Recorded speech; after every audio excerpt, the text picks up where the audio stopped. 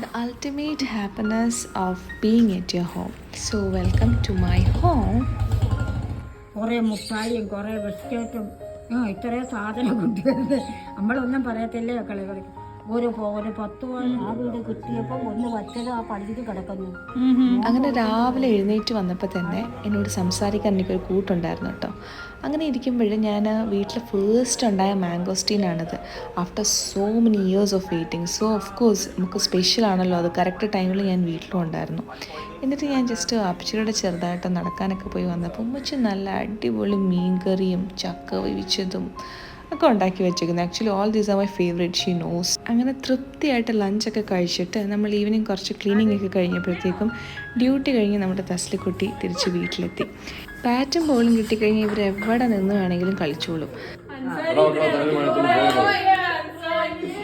അങ്ങനെ നമ്മളൊരു ഫ്രണ്ടിൻ്റെ വീട്ടിലൊക്കെ പോയിട്ട് നേരെ ഒരു മൂവിക്കാണ് പോയത്. ആക്ച്വലി ഇതിൽ കൂടുതൽ എനിക്ക് എന്ത് വേണം, ഇതൊക്കെ തന്നെ മതി.